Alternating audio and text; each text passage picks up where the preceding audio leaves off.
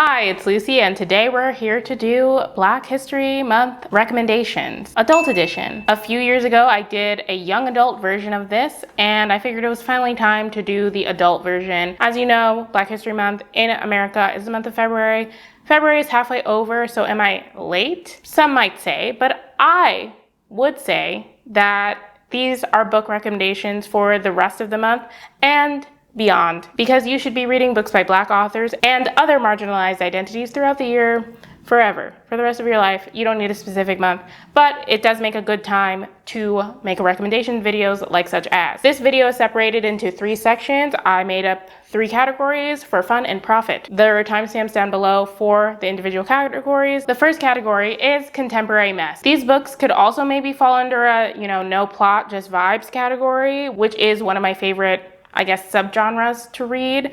I love a good character study. I don't really need a huge plot as long as I'm really into whatever is going on with the characters. If you are into that, then hopefully you'll like these books. Queenie by Candice Carty-Williams. This follows Queenie Jenkins, who's a 25-year-old British Jamaican woman living in London, straddling 2 cultures and slotting neatly within neither. She works at a national newspaper where she's constantly forced to compare herself to her white peers, and after a messy breakup with her long-term white boyfriend, Queenie starts looking for comfort in all the wrong places. As Queenie goes from one questionable decision to another, she finds herself asking, what are you doing? Why are you doing it? Who do you want to be? And those are also questions that you will be asking her while you're reading this. I came up with a category name purely because of this book. Really, the other 2 do fit in it, but this is the definition of mess. When this book came out, it was super duper polarizing because Queenie is a mess with a capital M. She deals with a horrible job and horrific romantic relationships or romantic entanglements, whatever you want to say. I guess entanglement wasn't being used when this book came out. And she deals with a lot of racism, especially in that romantic realm, which makes it really hard to read. Queenie has the worst self-esteem I've ever seen in a character, and you can tell because of all the mistakes she's making. Those are things that someone who has good self-esteem wouldn't be doing, and her actions make you both want to hug her and shake her. I, however, appreciated all of that, and I think if you're the right audience, you will too, hence why I'm recommending it, because as incredibly flawed as Queenie is, she still felt realistic to me. I really liked how the mental health struggles that Queenie dealt with throughout the book were shown,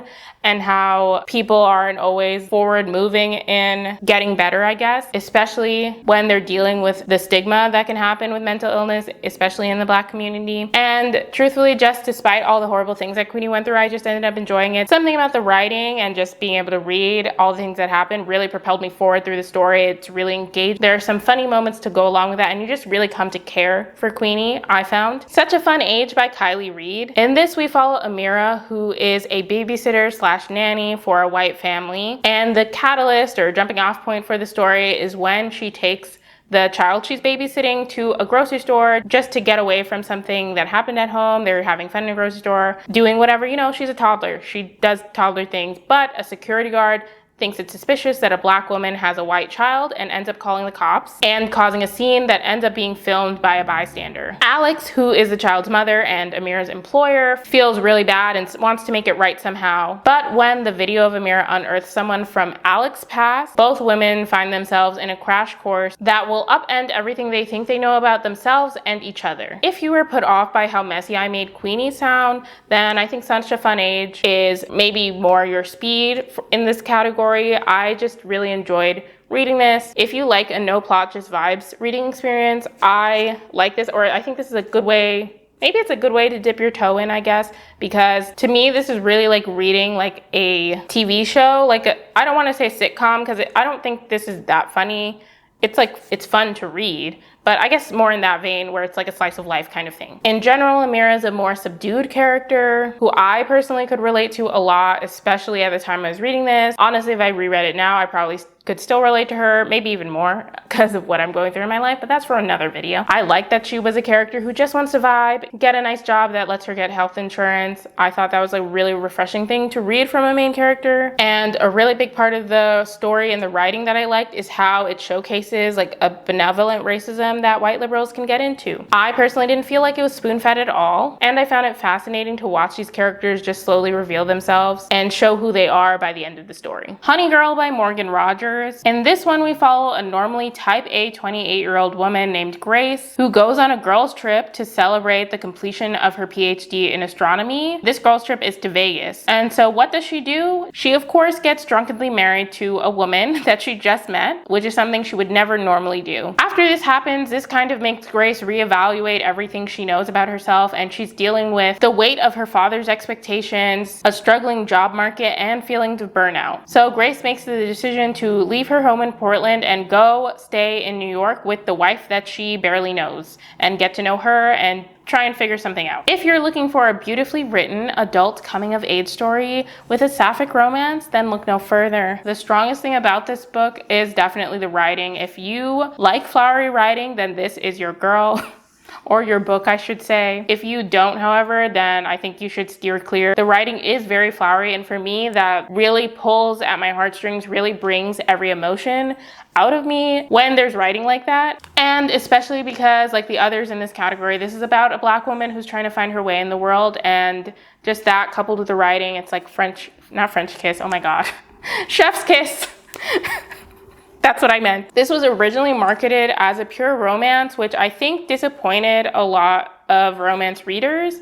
For me, this worked perfectly. This is definitely more about Grace's journey on her own, but there are definitely romantic elements, which I found beautiful as well. It's just the romance isn't the main part of the story. There's discussions of the mental health struggles that Grace deals with due to all the pressure that she's feeling. And on a lighter note, there's just so much love in this story. Besides the romantic love, we really get to see her relationship with her parents, which I thought was really beautiful, as well as her like found family with her friends and even the friends of her new wife. Like, it was just so many people who all love each other, and I loved reading that, and I think you will too. The next section is memoirs and essay collections. This is, as it says, sorry, it's not as cool of a title as Contemporary Mess. We Are Never Meeting in Real Life by Samantha Irby. This is a comedic collection of essays by Samantha Irby, who apparently ran a blog prior to this, but that wasn't what intrigued me about this book because I'd never read it. This is also apparently her second book, which I didn't realize at the time that I read this, and I don't think they're super connected. Like, they're both, all her books are memoirs or slash essay collections, but I didn't feel like she told a story in the first book that I would have needed to know for this book because it felt like pretty complete. Like, I knew enough about her life through what she was willing to share in this. So in this book, Samantha Irby is unapologetically herself and has a lot of interesting stories to tell from her life as a queer disabled Black woman, and I really enjoyed every bit of it. If you don't like crude humor, then this book might not be for you, and I do mean crude. There is a story in here where she talks about shitting herself, but it's truly so funny it's worth it, in my opinion. Some other highlights include her bachelorette application, a checklist of questions to ask before you get married, and her case for remaining firmly indoors. I just really like Samantha Irby's snarky tone in these.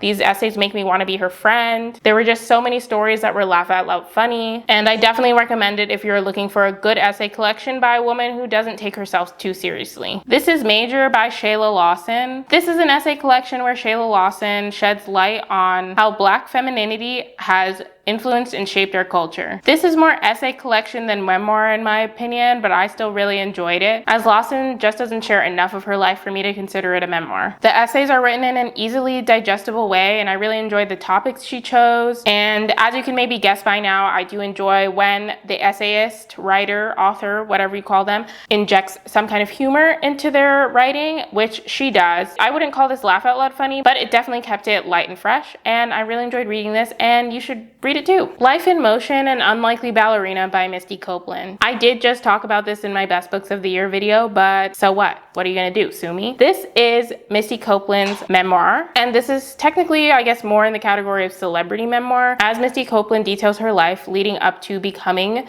the American Ballet Theater's first African-American principal ballerina. If you have any interest in ballet, I'd recommend this. I personally found Misty Copeland's early life to be really fascinating. I didn't know anything about her childhood until I read this, except for the fact that she's kind of a protege. What's Mozart? Prodigy. Except for the fact that she's kind of a prodigy because she started ballet very late. She started at 13 years old, which is late for ballet. Usually you start like as soon as you're walking, you better be getting that ballet class. So learning that, but also getting details about her family life at the time and stuff like that is just all really fascinating. And I thought she wrote about those events with a daring honesty. I also thought all of her descriptions of ballet, of the movement, of dancing were just so lovely, like so nice to read. I don't really know how to explain it, but you could really feel how much she loves the art form of ballet, and that was so nice to read. And the last category we have is Black science fiction fantasy. First we have Emergency Skin by N.K. Jemisin. This is a short story from Amazon's Forward collection. Amazon does these short story collections. I've talked about this before, but they get a bunch of authors, give them a theme, and say, write a short story, and then they do. And I have been enjoying them. I want to read more in this collection, but that's besides the point. Anyway, this story is set far in the future, and we follow an explorer who's sent to gather information from a climate-ravaged Earth that his ancestors and others among the planet's finest fled centuries ago. He's been warned before he gets there because after all this time, there's no telling what the Earth could look like. But when he gets there, it is not as he expected at all. This is really hard to recommend because it's so short, and I don't want to spoil it for you. It's literally under 40 pages, but I will say that this is a thought-provoking, almost hopeful read that I thought about for a while after finishing. The Black God's Drums by P. Jelly Clark. This is another one that I just talked about in my Best Books of the Year video. It still fits here, so I'm still going to recommend it. This is an alternate history novella where we follow Creeper, who is a scrappy young teen who is done living on the streets of New Orleans. She has a plan to secure passage aboard a smuggler airship, and she wants to earn the captain of that airship's trust by giving information about a kidnapped Haitian scientist. In addition to that, Creeper also has the African Orisha of Wind and Storms inside her head and giving her divine powers, which has some effects on her plan to get on this airship. I just think this is a super interesting novella. I really like the world building here. Like I said, this is an alternate history, and the alternate part is that the Civil War did not end in a unified Union. It ended with the Union and the Confederacy still split, and Louisiana is an independent territory, which is why it's so interesting that this is set in New Orleans. And just learning all about the lore of that makes me want like another whole full book about this world, Creeper, everything. World building aside, I just really enjoyed like the whole overall story. It's just like a good old kind of adventure story. And I just really enjoyed reading this book, and I think you will too if you're a fantasy reader. And last but not least, we have The Conductors by Nicole Glover. This is another historical fantasy / alternate history where the main change is that people have magic. And so that affected how slavery was conducted because some of the enslaved people had magic. One of those people was Hetty Rhodes, our main character, who managed to escape using her magic and became a conductor kind of on the Underground Railroad. The story takes place during the Reconstruction period when people have been freed, and Hetty now uses her magic along with her husband Benji to solve mysteries that affect the Black community in Philadelphia. When they find one of their friends dead in an alley, they set off to find answers. But they find that the secrets and lies of the elites of Philadelphia only bring up more questions. As you may know, although I guess it's hard to tell based on the books on this list, I am in my mystery era, okay? I've been reading a lot of mysteries, I'm enjoying a lot of mysteries, I'm seeking out mysteries. So this is part of that. And this really hit the spot of wanting a good mystery. So if you're also in your mystery era, I would recommend it. There's a lot going on here as well other than the mystery. There's a kind of friends to lovers romance between the main character and her husband because they really had a marriage of convenience, and you kind of see that develop throughout the book. We get flashbacks to previous times when Hetty was enslaved and escaping, which were pretty harrowing, so I do want to put like a trigger warning for that. And there's a secondary mystery that I think you should read the book to find out more about. That was intriguing as well. I also found, again, the world building really intriguing. The magic that's used here, there's like a split of the kind of magic that white people and Black people are allowed to use, and Black people use a sort of constellation magic. You don't need any tools. People will draw constellations in like the dirt, in the air. The main character shows them in her clothes, for example, and that kind of casts a spell. The white magic users is not as well explained, which makes sense because our main character is Black. Almost all the people she surrounds herself with are Black. What we know about them is they use wands, which Black people are forbidden to use. Overall, there was enough here to keep me interested the whole way through, and I recommend it if you're looking for a good mystery. That's the end of this video. Thanks so much for watching. Have happy Black History Month. In the comments down below, let me know what you're reading for Black History Month. And also, if you don't want to leave any words or you just want to leave something simple, leave a heart emoji. If you like this video, you might like the young adult version of this video that I talked about earlier, linked right here. Thank you so much for watching. I will see you in my next video. Bye!